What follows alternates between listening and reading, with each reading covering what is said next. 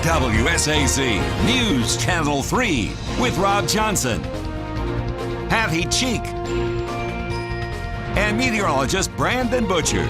This is News Channel 3 Midday. A second student has now died from a crash this weekend. Classmates holding a vigil as they learn to cope. And Arctic weather is just putting the hammer down on us. We barely saw any snow, and yet it was so cold that it created slick conditions and crashes.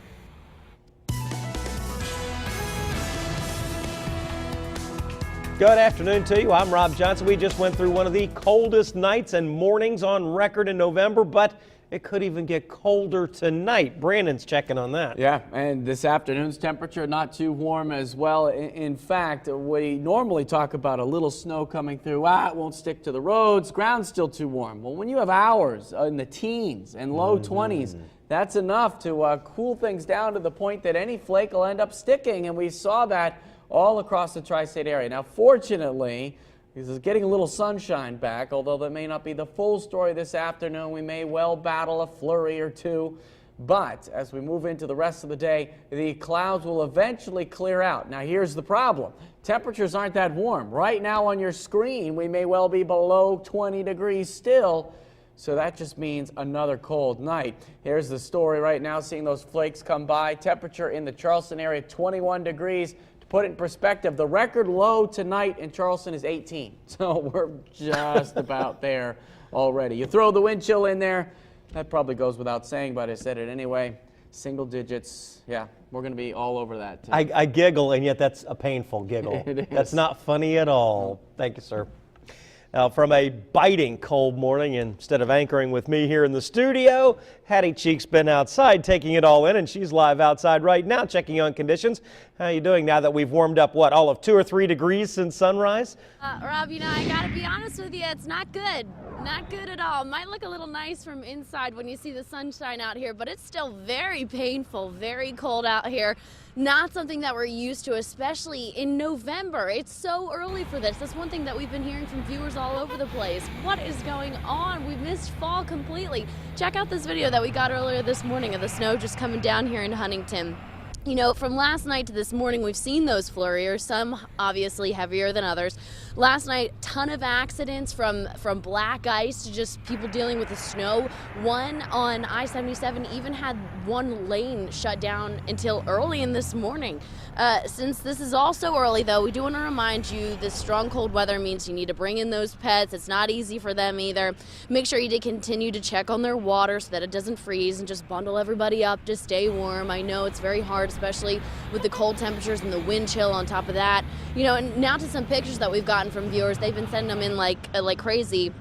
These are just very good sightings of the snow that we've seen, probably more that we've seen on the most part. 2 from Mary Runyon. You can even see in one of those photos, there's a tree, still has the nice, beautiful fall colors, and it's got the snow on it then.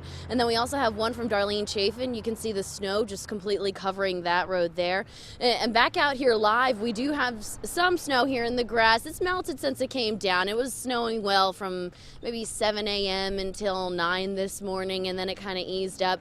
I think the big problem right now is just this wind. It's biting wind. I said this morning that my fingers are screaming. You walk out here for 5 minutes and you're going to feel the same thing. And if Brandon says that it's going to be freezing this morning, then you better bundle up today and keep everything that you need in the car for the future days, because it just seems like it's going to be a really cold winter, and I'm not digging it. I'm ready to come back inside with you, Rob. You just know we're going to have you out there reporting on it all winter long. I know. It's not a good thought. I really... Sorry, Hattie. Sorry. Well, appreciate the report, and we were going to be very cold for a while. As a matter of fact, much of the U.S. is shifting because of this whole powerful storm, an Arctic blast nationwide, really.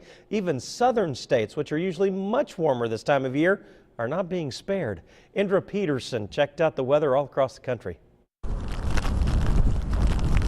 Another frigid night for millions as bitter cold Arctic air grips nearly the entire country. Temperatures shattering records across the Midwest, with some parts in the single digits. In northern Texas on Monday, temps dropped to 9 degrees.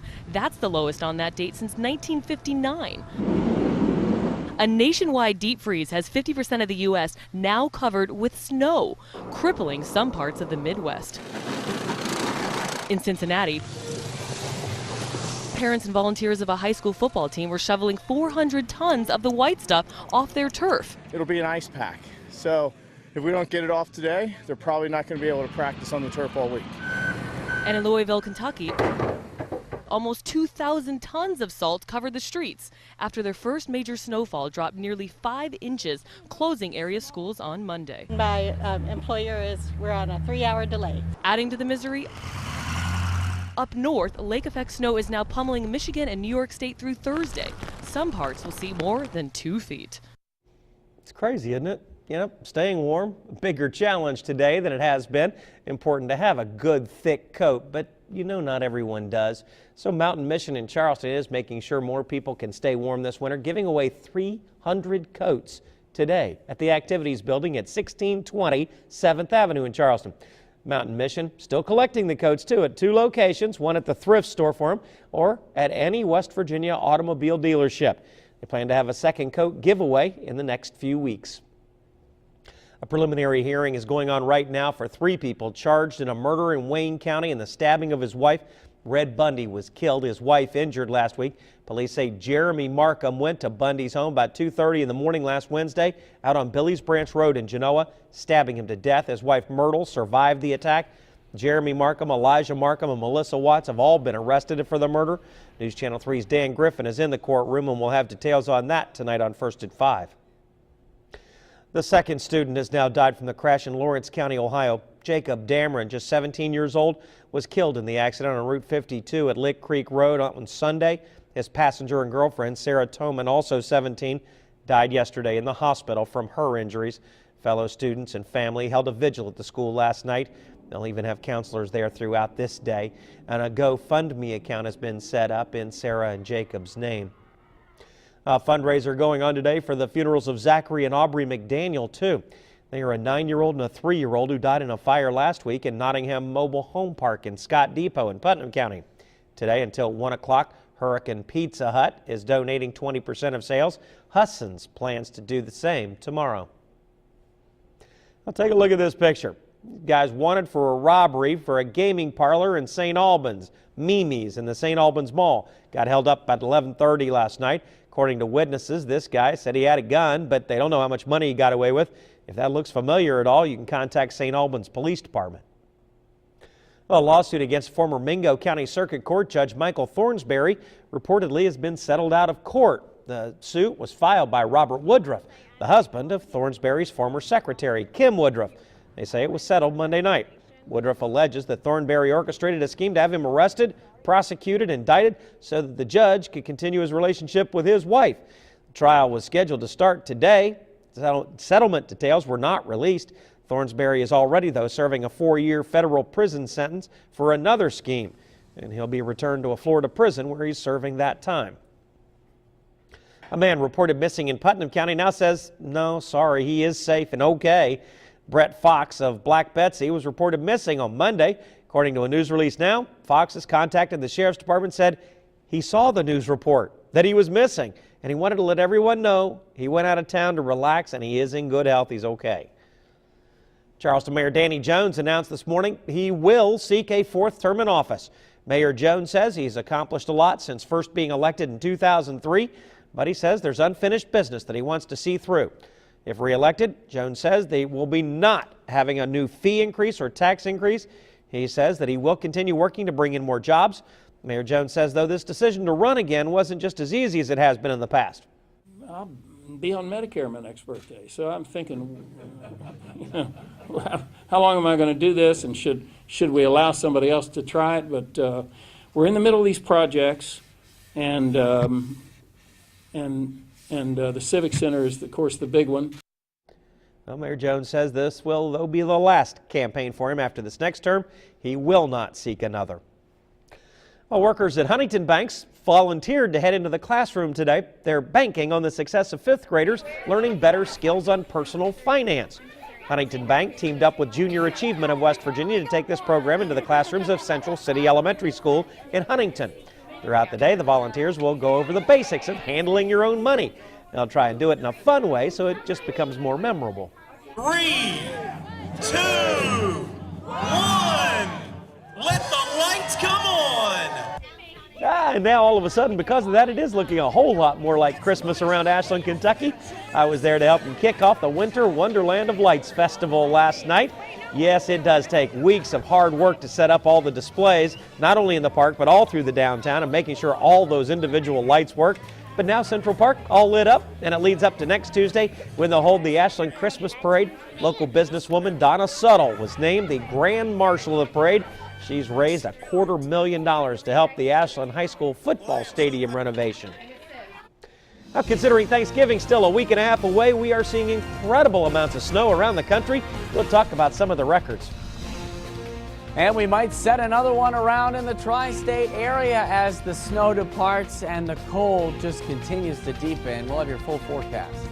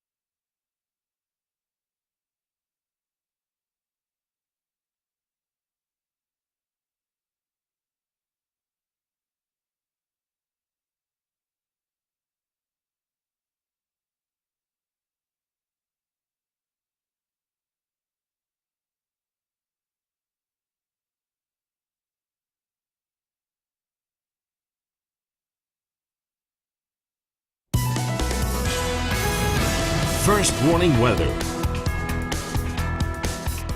This is hard to even say. 3 feet of snow is already covering Buffalo, New York. And that's thanks to a storm that's pounding the Great Lakes region, and it is expected to continue through today until tomorrow afternoon.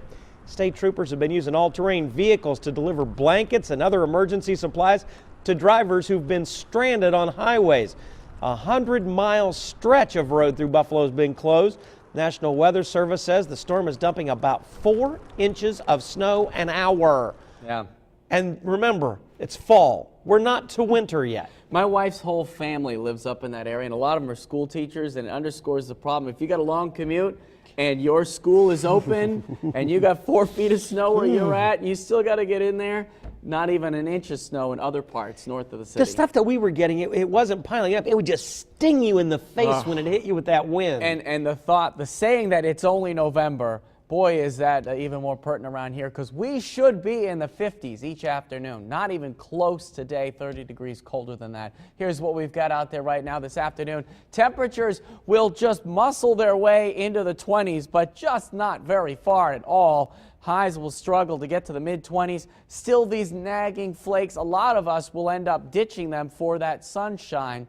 But as we move on into the evening, the clearing skies become more of a problem. As the flakes return to the mountains, the temperatures go back to the teens. And we should be real close to records again tonight. Dual Doppler indicating we're just about done. Still have some residual flakes out there, but really It's what's left in the Route 19 corridor and south and east of Charleston at this hour, going all the way down to some of the mountains of southern West Virginia. Temperatures, though, just struggling to get into the 20s here locally. Look at that. The mountains will not get out of the low teens. Snowshoe, good luck getting out of the single digits today.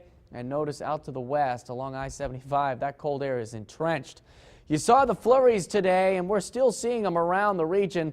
That cold air has come in and just about bottomed out, so we're going to try to work on some of those thin stratocumulus clouds. You can see them almost like a bunch of pancakes up in the sky. Eventually, we will scour them out, but not quite get back to full sunshine here because still looking at some residual cloud cover wandering through as we work our way to the night. Now, for tomorrow, we start off here with some sunshine, and we'll enjoy it for as long as we can. Eventually, though, getting back to cloud cover here for the later part of the day. We're going to track a weak system coming through. This is going to bring some light snow flurries, mainly once more to the mountains, but we could scatter them about early tomorrow morning through parts of the local area. But as far as the region is concerned, seeing those temperatures peak in the low 20s, that's an issue enough in its own right. Some of those roadways, because of the cold, will still have snow on them today, so you're going to have to be just as careful getting back from work as you did on the way in. That's also an issue in southern Kentucky as well. Some folks got their worst snow bands this morning, even though that storm system is long past. Note here down Route 10, temperatures will try to get to the upper 20s, but even here, you still have the problem with the more than an inch worth of rain running off and then icing up. That process continues, so some of the roads need continual treating if it's one of those typical low water passes. And then the local area highs in the 20s, not getting out of the teens on Route 19 corridor, where we're still seeing some of those flurries. So forecast, staying cold and blustery, so wind chills in the single digits, scattered flurries. Of course, some breaks for sunshine, but doesn't really feel warm at all. Tonight, near record cold again. And some places, of course, will set records as well. But then that should be it. Trying to warm back up, not necessarily in the reasonable range yet, but we'll take the mid-30s. Eventually the 40s here, a little better sunshine Friday afternoon through Saturday morning. And then our next weather maker beyond that, come Sunday to Monday, will actually be warm enough for rain. Now, rain, not usually a happy sight out there, but because of how cold it is, maybe we will take the fact that the temperatures will double by then. Double. He says that like it's warm. Thank you, sir. Oh, we do have a breaking news alert. Firefighters right now on the scene of a fire at a house in Marmette. Fire was reported just before noon along 82nd Street. Emergency crews say flames and smoke were coming from the home even before they got there. No other details being released. This is a picture our crew sent us from the scene, so we'll be able to update you here and on our WSAZ mobile app at WSAZ.com. Well, the Middle East erupted into violence again, this time an attack on a synagogue, and several people are dead. Who's claiming credit? When Midday returns.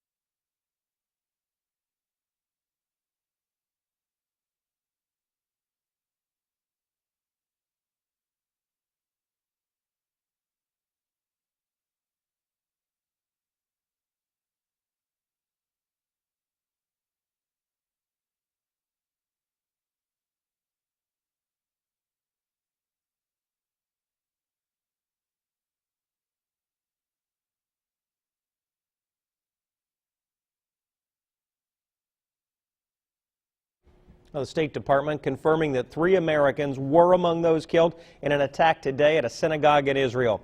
A spokeswoman says that they were killed along with a British citizen by 2 Palestinian cousins armed with meat cleavers and a gun. The attackers were then killed in a shootout with police. Because Americans were among the victims, the FBI is expected to join in this investigation.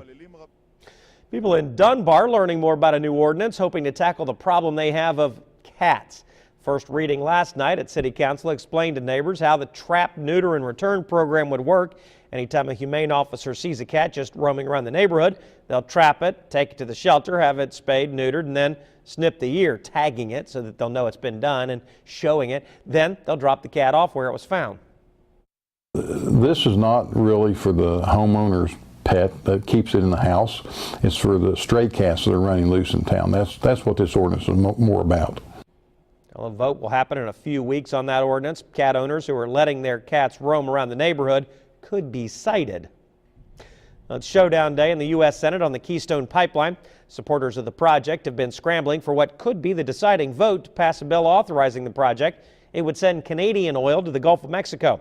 The Republican-dominated House passed the bill last Friday by a pretty wide margin. President Obama has criticized the project but hasn't said yet if he'll threaten a veto. Also in Washington, the architect of the Capitol will provide an update on that facelift for the Capitol Dome. The scaffolding has been going up around the dome. It's more than 150 years old, and the project will repair more than 1,000 cracks they have found.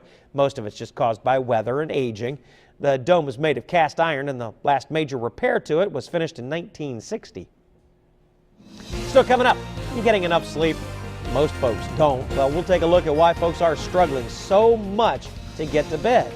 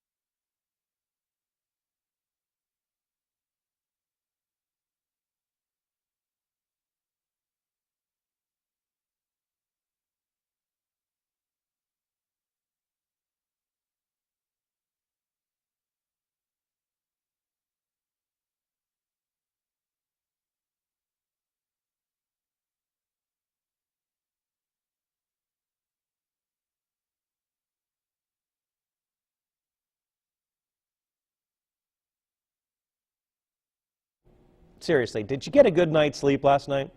If not, you're not alone. Jim Morelli talking about too much time on your smartphone may be leading to some restless nights.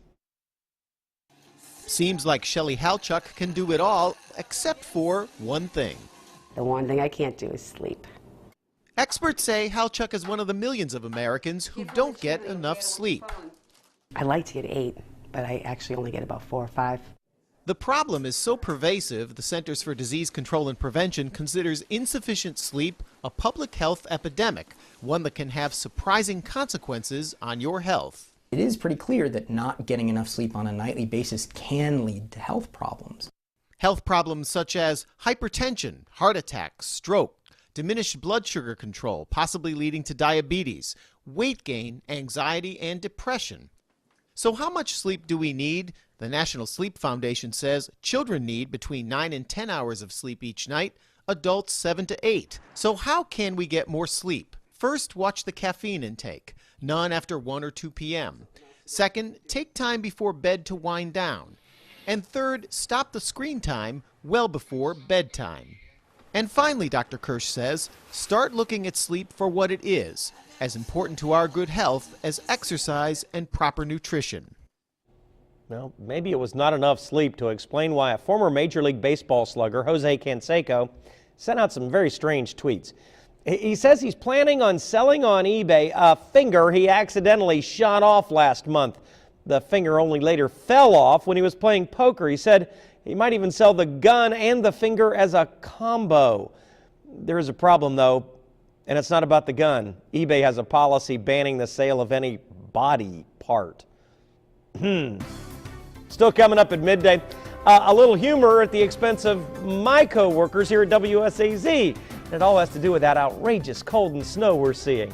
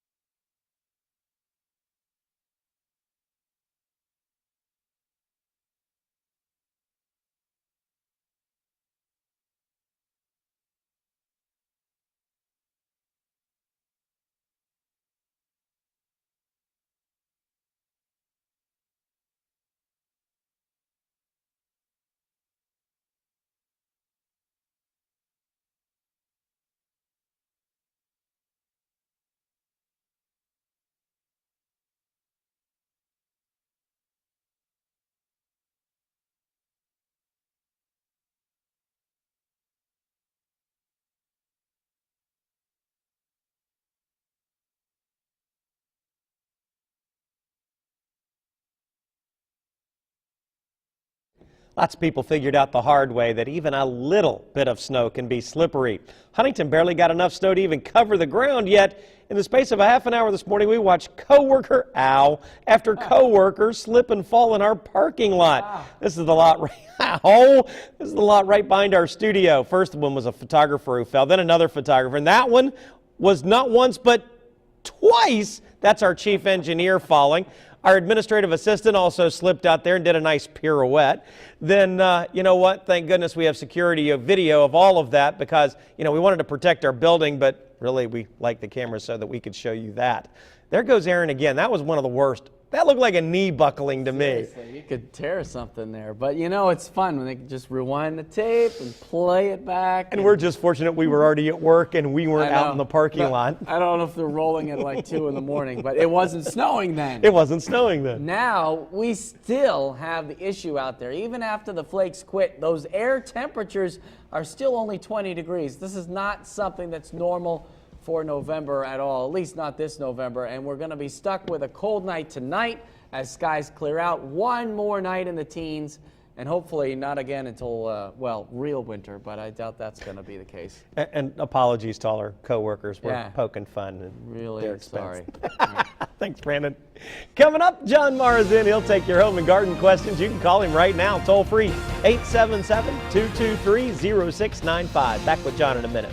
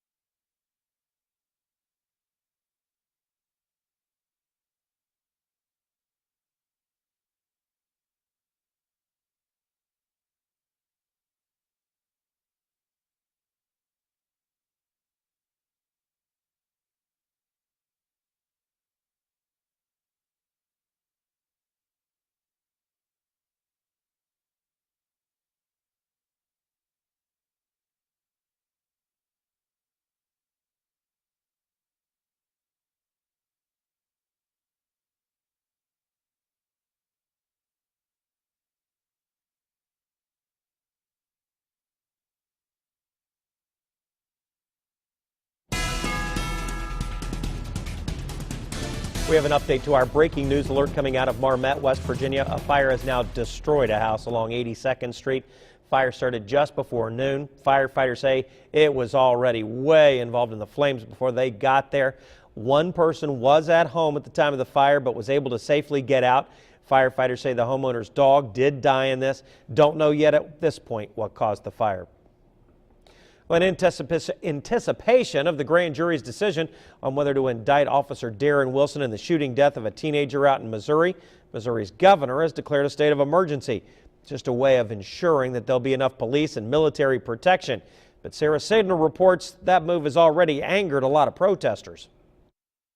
Hands up! Don't shoot! On a day protesters marched to the St. Louis County Prosecutor's Office building, Missouri's governor declared a state of emergency in preparation for whatever may come when the grand jury releases its decision on whether or not to indict Officer Darren Wilson in the killing of unarmed teen Michael Brown. The St. Louis mayor welcomed the decision. I agree with the governor's decision, and this is why. First of all, we don't know what's going to happen or when it's going to happen or what the decision is going to be or what the reaction is going to be. I think we need to make sure that we are prepared for whatever may happen. But the governor's actions has angered some protesters who say their demonstrations have been peaceful for weeks and his decision is premature. The decision comes after these images of Officer Darren Wilson were released this weekend. The surveillance tapes released to the St. Louis Post-Dispatch show Wilson entering and leaving the Ferguson police station after the August 9th shooting. Though the images aren't crystal clear, Wilson does not appear to have any major wounds to his face, as initially reported by a source speaking on behalf of Wilson to a local radio station. The police department later said Wilson had no major facial injuries, but had slight swelling. Also released to the Post-Dispatch, police radio traffic that details the final moments before and after the shooting of Brown. They reveal a better timeline, but sources say when Wilson initially told Brown to get out of the middle of the street, he did not know Brown was the suspect in a theft of cigars. But the audio seems to reveal moments later he realizes Brown and his friend fit the description given by this dispatcher. He's with another male. He's got a red Cardinals hat, white T-shirt, yellow socks, and khaki shorts. He's walking up back to the... Wilson is soon heard saying this and going after Brown and his friend. 21, put me on Canfield with 2 and send me to our car. A confrontation then ensues at the car. Forensic evidence revealed in the autopsy later shows 2 shots were fired inside the car, then more shots rang out, killing Brown. But you would never know that from the police radio traffic released by the department. All you can hear after the shooting is this, a woman wailing, and another officer calling for backup. 25. Get us several more units over here. There's going to be a problem. Racking up parking tickets in Charleston soon going to be a thing of the past. Last night, City Council gave the green light for a new ordinance that will crack down on people with unpaid tickets. It'll work by putting a boot on your car if you have 5 unpaid tickets or you owe more than $250. Under the old rule, that number was 4, and actually your record was wiped clean each year. Now that will not be the case.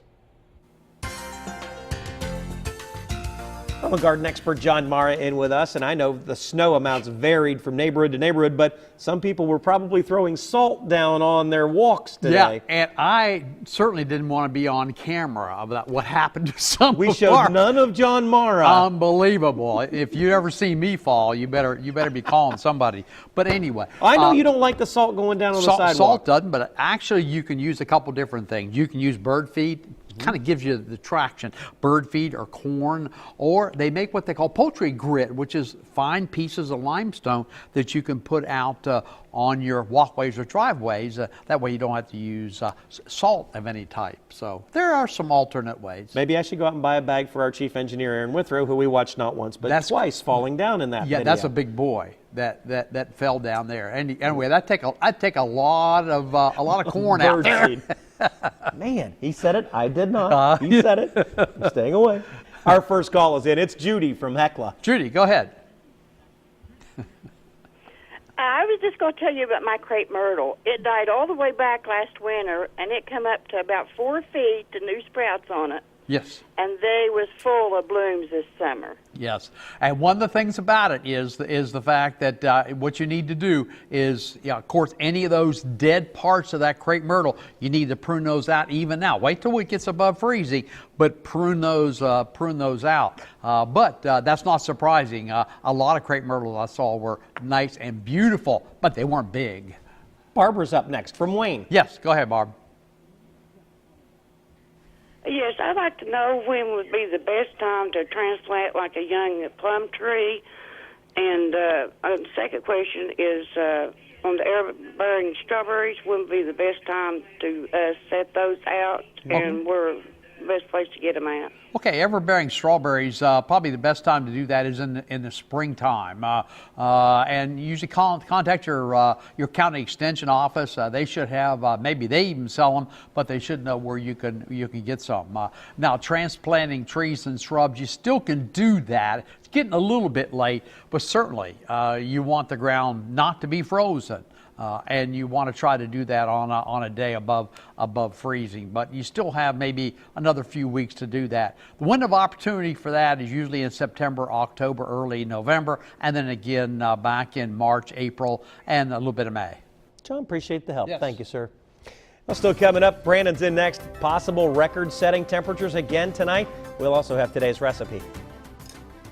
Our countdown to Thanksgiving continues as we tackle the main attraction. Today, we're talking turkey.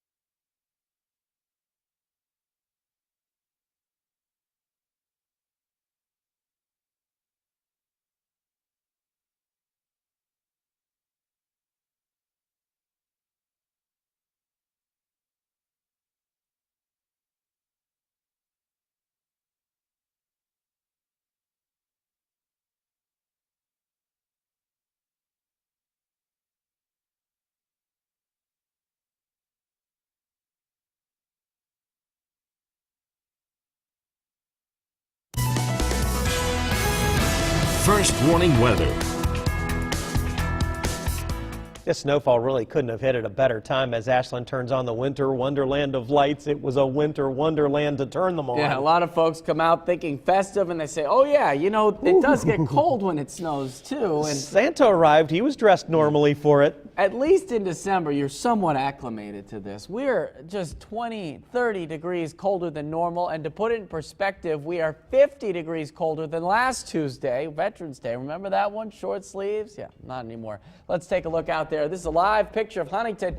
Notice the streets are dry, but what I want you to see in this time lapse is just how quickly we painted this area just white with that snow cover. Watch this band of snow come right across, and almost immediately, there you go, snow right across the region. And that's what caused so many folks falling down in our own parking lot. You saw that earlier. And we are going to be treated to more and more sunshine, less and less in the flurries. Unfortunately, those temperatures, though, they stay cold. Just the mid-20s this afternoon, getting even colder tonight. The teens back to near record territory yet again. In fact, we haven't really left that kind of realm. Dual Doppler indicating still tracking some snow flurries along Route 19, the New River Gorge, the higher elevations, straight through Beckley over to Oceana. But these numbers are what are most important to a lot of folks because you throw the wind in there, it feels like the single digits. And how about this, as far as the cold? All day, we could spend ourselves in record territory.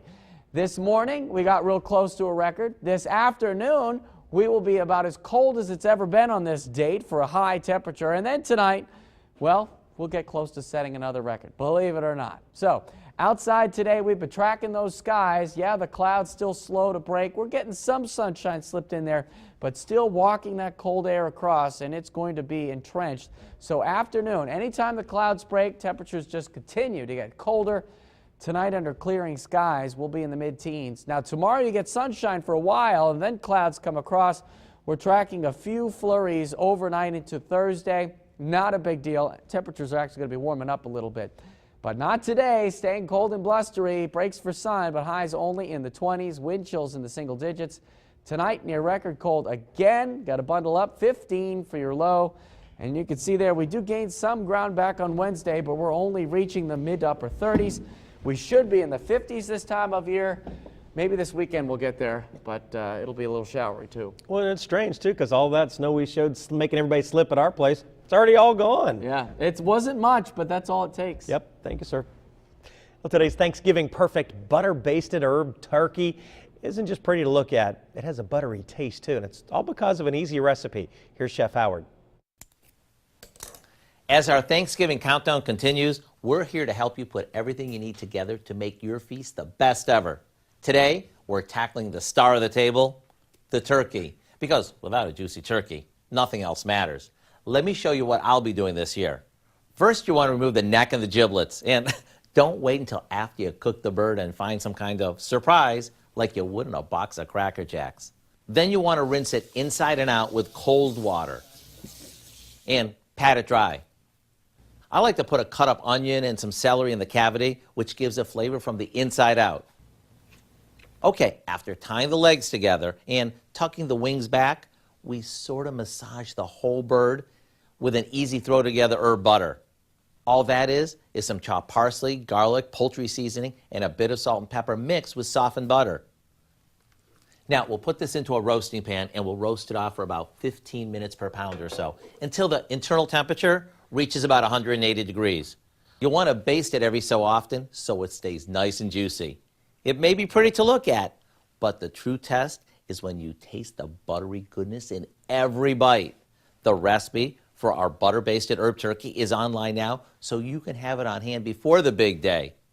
And next week, we'll show you how you can easily carve your bird. Hey, Kelly, want to try this? I'm Howard in the Mr. Food Test Kitchen, where today we're looking for a juicy and flavorful way for you to say, ooh, it's so good.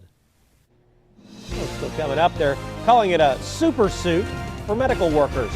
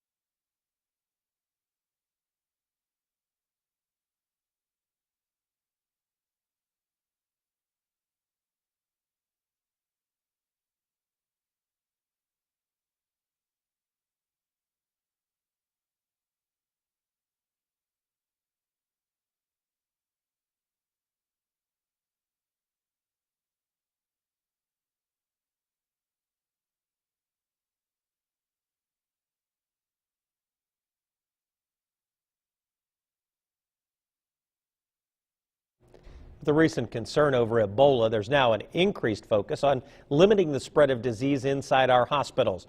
One group of men is now starting with an improved scrub for workers. Rachel McNeil has that story.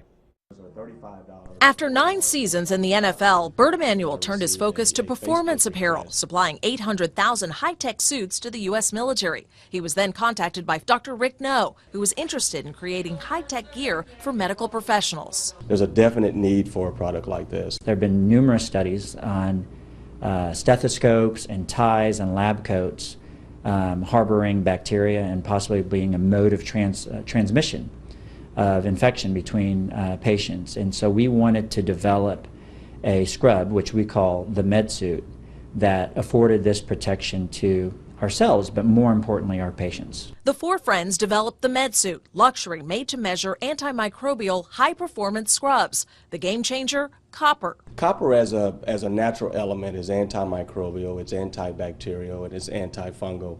And so when we weave it into the yarns of the fabric becomes more protective. According to the EPA, copper ions killed 99% of bacteria within 2 hours. The MedSuit also has several features which eliminate the need for lab coats, another germ carrier. There's a badge clip, pen holder, specially designed smartphone pocket, and a jewelry clip to prevent docs and nurses from losing their rings when they scrub in. I rarely wear a ring because I lose it or something, but now we have a place where we can clip the ring in when we scrub in.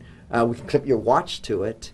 We have little pockets here. We took away all the extraneous stuff that we don't really need and just went with really basic.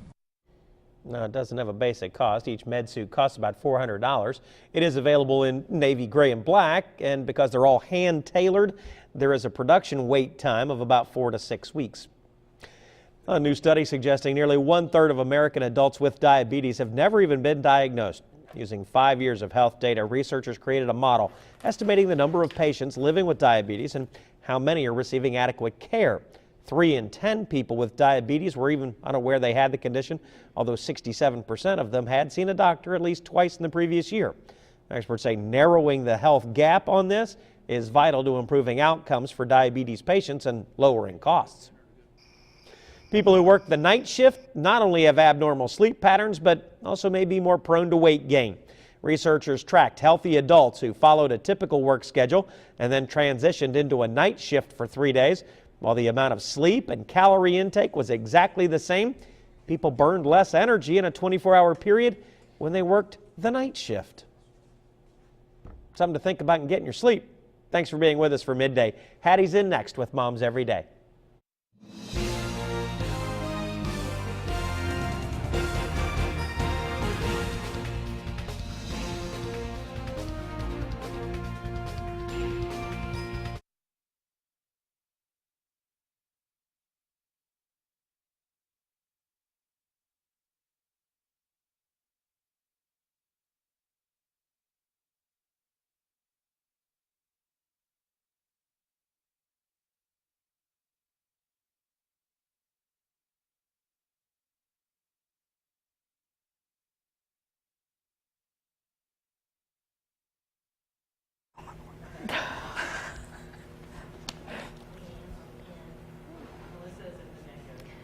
Looks different.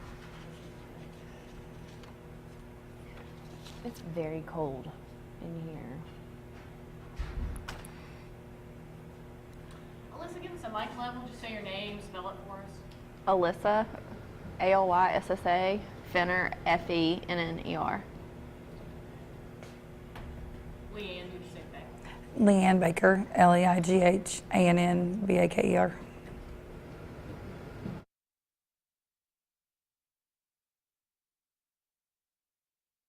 And there's a screen that pops up at the end. You don't have to pay attention to either.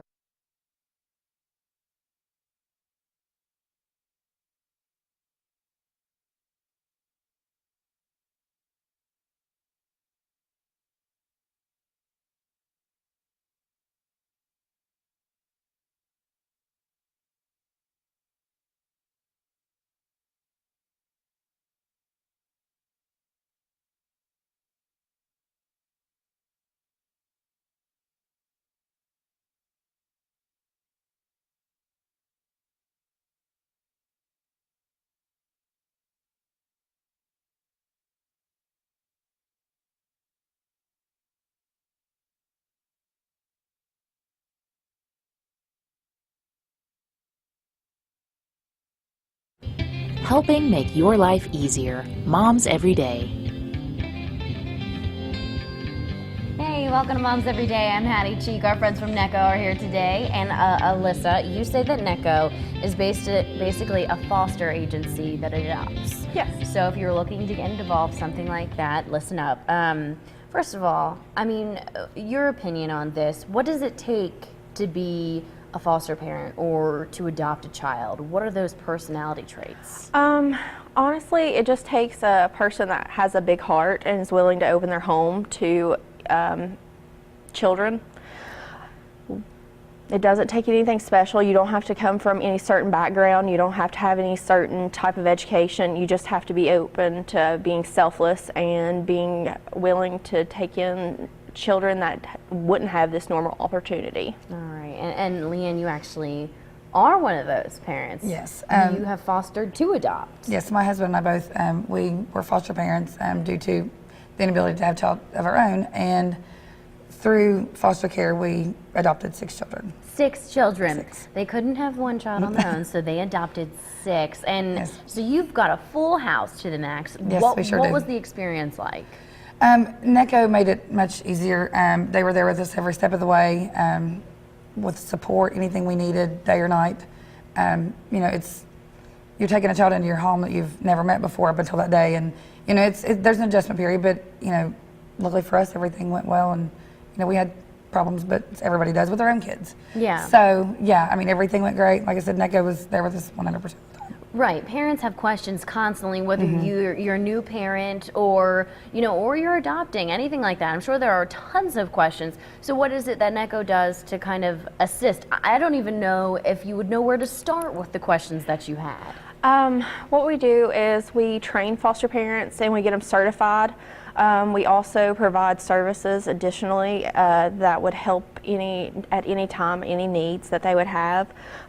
We come out and we make sure that everything's working cohesively to make sure that the foster parents are feeling comfortable with the children that are in their home. But ultimately, we provide therapy to help assist with the transition. We also provide support with Child Protective Services. We work with them on a daily basis to make sure everything's going the way it's supposed to. We link the homes up to the perfect child.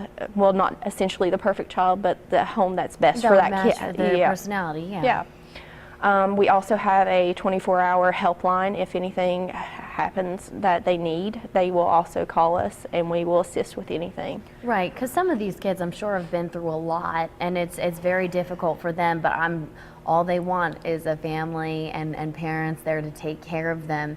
And you know, just when it comes down to it, there is a difference between fostering and adopting. We talk about them as if they are different things, but what are the distinct differences between the two? There is a distinct time difference. Children, when they're initially placed in care, we come with like estimated time as how long they'll be in placement. Okay. If the department determines that the child needs to be in permanent care, then we'll look at permanently placing that child in that home. Essentially, we try to make sure they maintain the home that they're in when they're initially placed.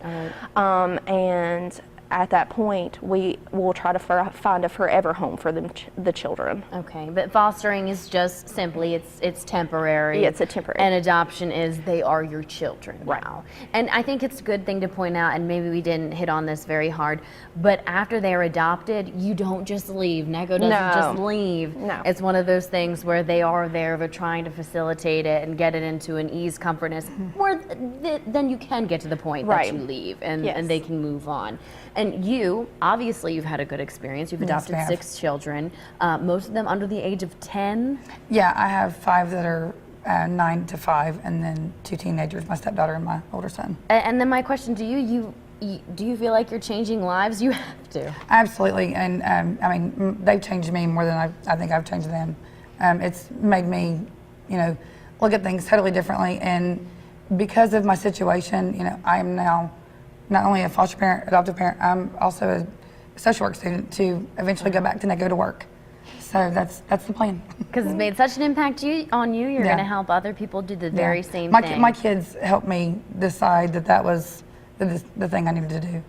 And there are so many children out there in need of homes. So if you guys are interested, if you want more information, maybe to look into fostering, maybe look into even adopting children, say you can't have your own, you just head to our website, WSAZ.com. You can click on the Moms Every Day tab, and then there'll be a little tab there that's for NECO, and you'll be able to rewatch the interview to see all the info that you need.